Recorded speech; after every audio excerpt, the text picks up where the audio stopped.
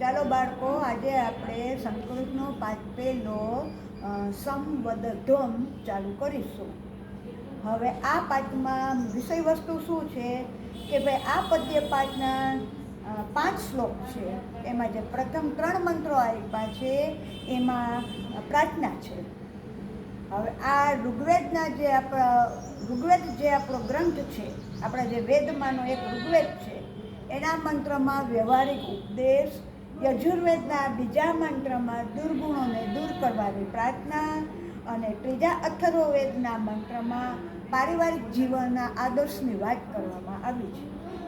ચોથા ને 5મા શ્લોકમાં સમગ્ર માનવ જાતનું અને રાષ્ટ્રનું શુભ થાય, મંગળ થાય એ જાતની પ્રાર્થના કરવામાં આવી છે. તો આજે આપણે જે પેલા 3 મંત્રો છે એમાંના એક મંત્ર વિશે જોઈશું. તો પહેલાં આપણે એનું સંસ્કૃતનું વાંચન કરીશું.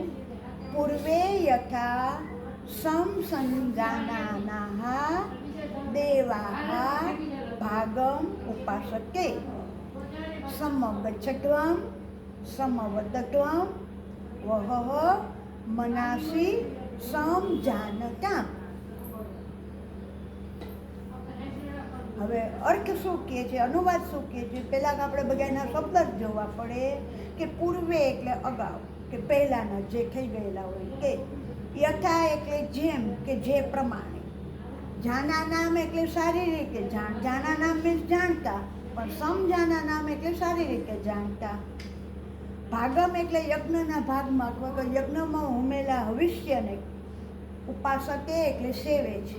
આમ શબ્દાર્થ જોતા આપણે ભાષાંતર ઉપર આવીએ તો એનું ભાષાંતર આ રીતે થશે કે પૂર્વે એટલે કે અગાઉ, જેમ સારી રીતે જાણતા મીન્સ જે સમાન મતિવાળા છે એવા દેવોએ યજ્ઞમાંથી મળેલો પોતપોતાનો ભાગ પ્રેમથી સ્વીકાર્યો હતો.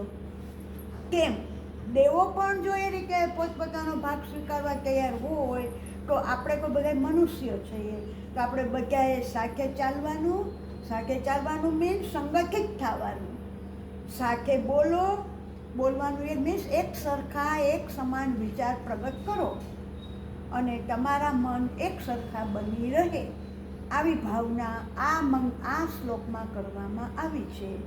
આ વેદનો મંત્ર થયો, ઋગ્વેદનો મંત્ર થયો. હવે કાલે આપણે યજુર્વેદનો જે બીજો મંત્ર છે એના વિશે જાણીશું.